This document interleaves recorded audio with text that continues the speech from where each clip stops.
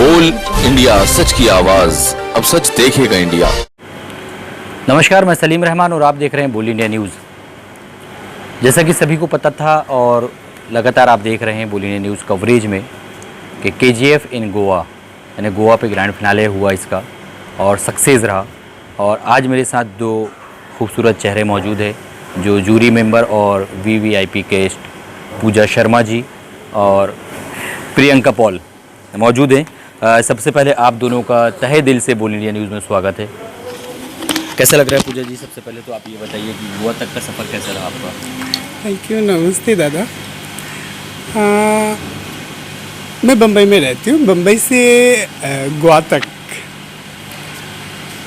पहले तो मुझे लेट हो गए थे। दूसरी इवेंट से अचानक मुझे एयरपोर्ट से कॉल है, दीदी जल्दी आ जाइए, फ्लाइट लेट चल रहा है।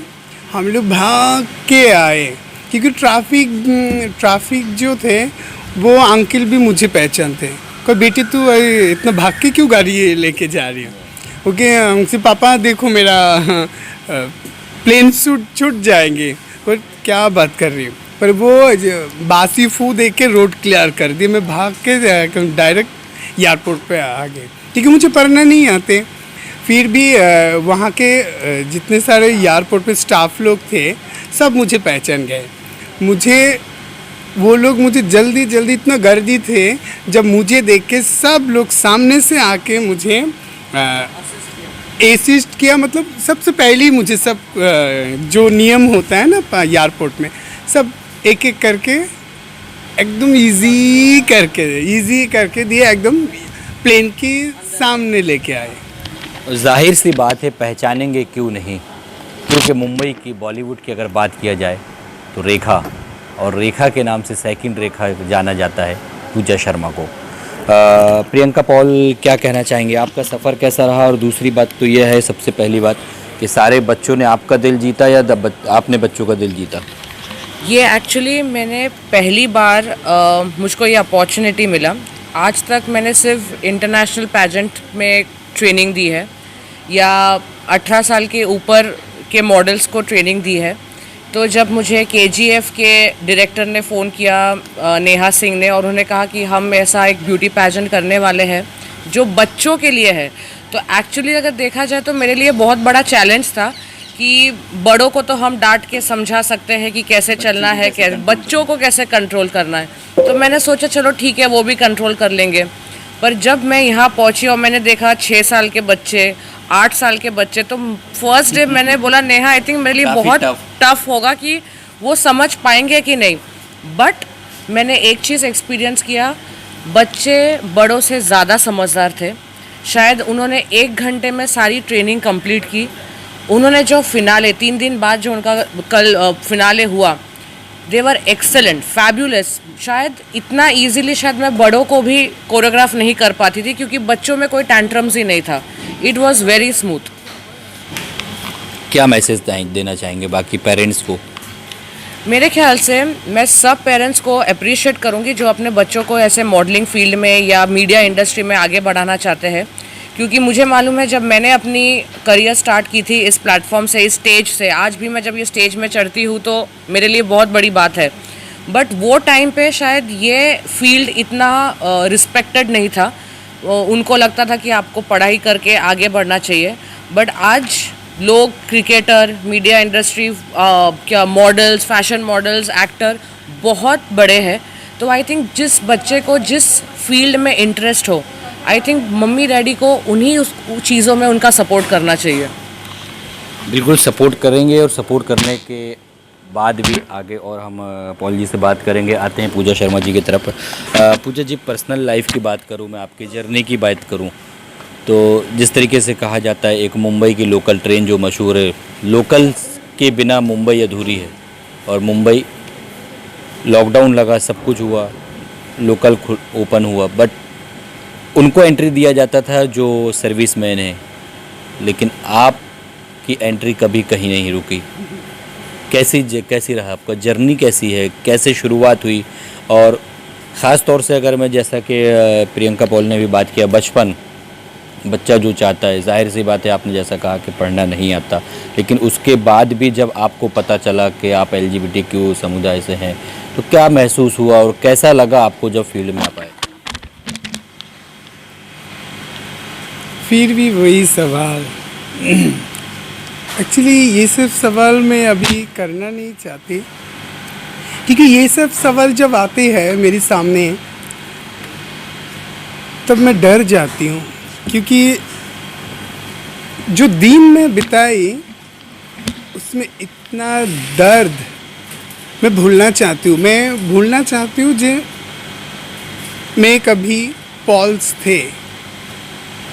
आज मैं पूजा शर्मा बहुत खुश हूँ। पॉल्स की ज़िंदगी में दोबारा याद करना नहीं चाहती, क्योंकि वहाँ पे इतना बेइज्जती था, इतना इग्नोर था। अपने रिश्तेदार भी इज्जत नहीं किया, कदर नहीं किया। जो एक पाप आ गया दुनिया में, ऐसा बोलने लगे। मैं आपसे माफ़ी मांगना चाहती हूँ, क्योंकि उस बारे में मैं अभी मुझे भगवान इतना अच्छा दुनिया में है। मैं पूजा शर्मा जो दुनिया है वहाँ पर साक्षात भगवान खुद विराज करते हैं। मैं पॉल्स की ज़िंदगी में और याद नहीं करना चाहती। मैं आपसे सॉरी बोलना चाहती हूँ। अभी जो पूजा शर्मा ज़िंदगी है मैं बहुत खुश हूँ। यहाँ पे स्वर्ग का नमूना दिखता है मुझे, स्वर्ग का हवा बहते है इधर। मैं पॉल्स की ज़िंदगी में बात नहीं करना चाहते अभी यार। ठीक है, वो जर्नी आप नहीं बता पाएंगे, क्योंकि जाहिर सी बात है ऐसे लोगों को, इन लोगों को आज समाज से अलग देखा जाता है, जो गलत है। रात में भी मैंने बात कहा था और अभी भी कह रहा हूँ कि जिस वक्त आपको मौत और ज़िंदगी के बीच में लड़ते होते हैं हॉस्पिटल पे, और तब अगर आपको खून की आवश्यकता होती है और तब आता है, तब आप ये नहीं पूछते कि LGBT से का खून है या हमारा खून है। काट कर तो देखिए, आपका भी वही निकलेगा।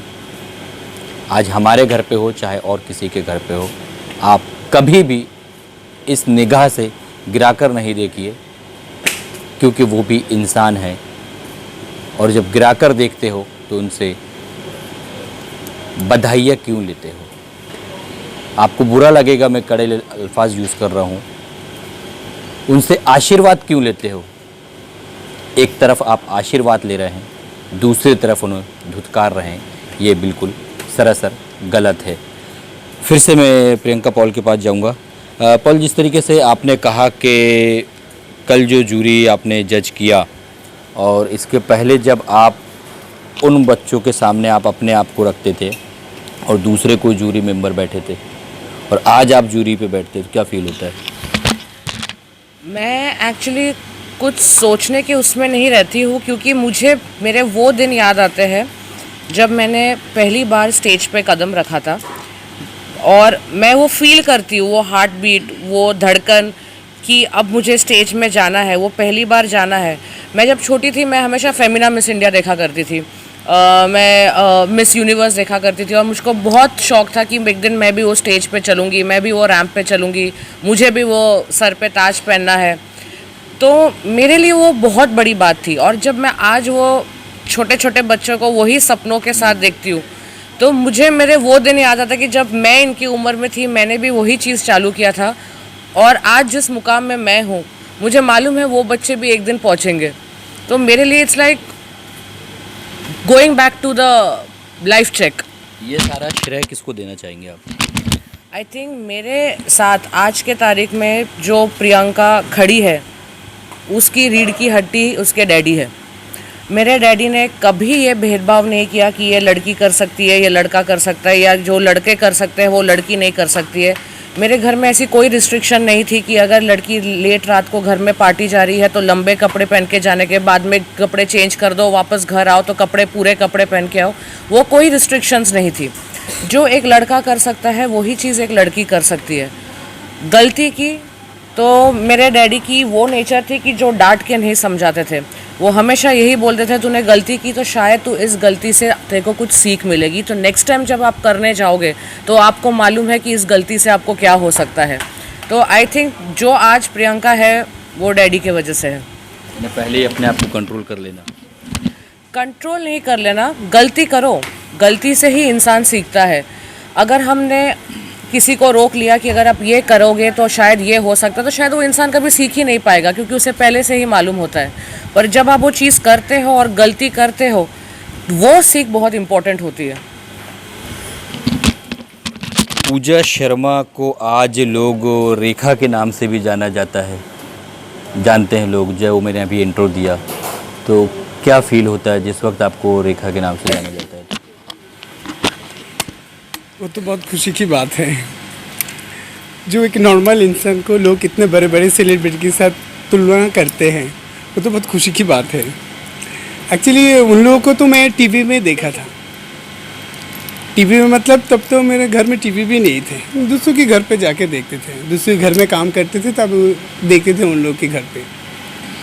तब देखो माधुरी ma'am, Sridevi ma'am, Rekha ji ma'am, उन लोग को गाना देखते देखते बड़ी हुई हूँ। फिर मुझे नहीं पता बम्बई आके मुझे रेखा जी का नाम ही मिल जाएगा। जब भी मैं लोकल ट्रेन में मांगने के लिए जाती थी, मैं अभी जो देख रहे हैं आप, मैं ऐसे शुरू से, अभी तो लोग मुझे हर जगह पे देखते हैं। पहले तो ये सब नहीं थे, क्योंकि मैं आपको पहले बताया मुझे पढ़ना नहीं आते, मोबाइल चलाना ही नहीं आते, तो छोटा सा मोबाइल था, उसमें कैमरा भी नहीं है। फिर मैं ट्रैवल करते तो मैं लेडीज़ डब्बा पे ही ज़्यादा जाती हूँ, कि वहाँ के दीदी लोग मुझे मेरा साड़ी, मेरा ज्वेलरी, मेरा हेयर स्टाइल, गजरा सब पसंद करते हैं। यानी किसी भी तरीके से आप उनका दिल जीत लेते थे। सुनिए ना, मैं जब एंट्री करती हूँ ना ट्रेन में, सब लोग मुझे ही देखते रहते हैं, जी ये कौन आया। सब लोग बोलते हैं जी यहाँ पे कि शूट चल रहा है, मैं कोई शूटिंग करने आई हूँ। कोई विश्वास नहीं करता जब मैं मांगने आई हूँ। जब भी मैं मांगना स्टार्ट करती हूँ तब दीदी लोग चौंक जाते हैं और हंसते हंसते मुझे गले लगाते, बाजू में बैठाते, वो लोग खड़े होकर मुझे बिठाते, बातचीत करते। जब हम लोग सोचते तो शूट करने आई है, हम लोग को तो लगा ही नहीं, एक बार भी नहीं लगा जो तू मांगने आई है। यही धीरे धीरे ज़्यादा से ज़्यादा सीनियर लोग मुझे ज़्यादा पसंद करते हैं। आंटी लोग, वो लोग बोलते तुझे देखे तो मुझे रेखा जी की याद आ जाती है, कोई ऐसे ही रहना, तुझे बहुत अच्छा लगता है। एकदम धीरे धीरे ऐसे 1 दिन 2 दिन 3 दिन करते और मुझे भी अच्छा लगता है। सब रेखा मैम बोलते हैं, लोग सेल्फी लेते हैं, तब से मैं भी स्टार्ट कर दिया। सही, ये लोगों ने मुझे मोबाइल भी खरीद के दिए, फिर इंस्टाग्राम टिकटॉक बना के दिए, वो लोग ही, मुझे नहीं पता, क्योंकि मैं 1 रुपये से ज़्यादा नहीं लेते ना किसी से। मुझे कहाँ मिलेगा इतना महंगा साड़ी, इतना महंगा मोबाइल। वो लोग ही, ट्रेन की दीदी लोग ही एक इकट्ठा पैसा उठा के मुझे फ़ोन खरीद के दिए, टिकटॉक बना के दिए, इंस्टाग्राम खोल के दिए। अभी जो मुझे देख रहे हो सब ट्रेन के दीदी लोग हैं। फ्यूचर की अगर मैं बात करूँ, आने वाले वक्त की अगर मैं बात करूँ, तो जिस तरीके से बॉलीवुड में ख़ास तौर से आपको देखा जाता है और लोग देख भी रहे हैं, क्या ऑफ़र्स है अभी? ऑफर्स तो बहुत सारी है, मैं अभी क्लियर नहीं करेंगे, अभी मैं क्लियर नहीं कर सकती, लेकिन मैं मेरी ऑडियंस को, मेरी बम्बई लोकल ट्रेन की दीदी लोगों को, पूरा ऑल इंटरनेशनल लोगों को, दीदी लोगों को, दादा लोगों को, मेरे भाई को, मेरी दी बहन को, सबको सरप्राइज़ देंगे। आप लोग देख पाओगे, जल्दी देख पाओगे आप लोग की प्यार की पूजा दीदी क्या क्या काम करने वाले हैं। Thank you. दिल थाम कर बैठिए, पूजा शर्मा का बिल्कुल सरप्राइज़ जो आने वाला है वो बिल्कुल आप सरप्राइज़ ही देखिए, और सरप्राइज़ देखने का कुछ मज़ा ही अलग होता है, क्योंकि उसका जायका भी आपको बहुत दिनों तक रहता है। लास्ट क्वेश्चन, पॉल, क्या मैसेज देना चाहेंगे ख़ास तौर से यूथ को? अभी यूथ की बहुत सख्त ज़रूरत है आज के तारीख में। मैं पॉलिटिकल इश्यूज़ में नहीं घुसूंगी, मैं उसे दूर रखूंगी, पर मुझे एक चीज़ पता है, जो आम आदमी कर सकता है वो शायद बड़े बड़े लोग नहीं कर सकते हैं। अगर एक आदमी 10 आदमियों को अपने साथ जोड़ सकता है तो बहुत बड़ी चेंजेस हो सकती है। हमने इस पैंडेमिक में जब सेकेंड वेव हुआ था, हमने एक बहुत छोटे से ग्रुप से चालू किया था एक सोशल कॉज, जहाँ पे हम लोगों की मदद करना चाहते थे। उसका सोशल कॉज का नाम था पावर ऑफ यूथ। हमने कुछ चालू किया था 10 लोगों के व्हाट्सएप ग्रुप से, और उस एक महीने में, उस 10 दिन में वो ग्रुप के मेंबर्स बढ़ के कुछ 900 हो गए थे। और इस 900 लोगों ने इंडिया के हर एक सिटी में लोगों की मदद की है। तो जब वो 900 एक इंसान 10 से 900 बन के सारे सिटीज़ में हम मदद कर सकते हैं, तो आई थिंक सब यूथ मिलके तो दुनिया चला सकते हैं। पॉजिटिव मैसेज से दुनिया चला सकते हैं, और हर बात सही होती है। हाथ के पंजे की 5 उंगली, सिंगल उंगली जो काम नहीं करेगी वो 5 उंगली काम करती हैं। और कहीं ना कहीं इन्होंने भी सलमान खान की नकल मारा होगा। वो 3 लोगों की हेल्प करते हैं तो ये 10 लोग से हेल्प करवा रहे हैं। तो आगे भी आप देखते रहिए, बॉलीवुड से जुड़ी खबरों के लिए बने रहिए बोल इंडिया न्यूज़ के लिए। कैमरामैन रिजवान आलम के साथ सलीम रहमान, गोवा।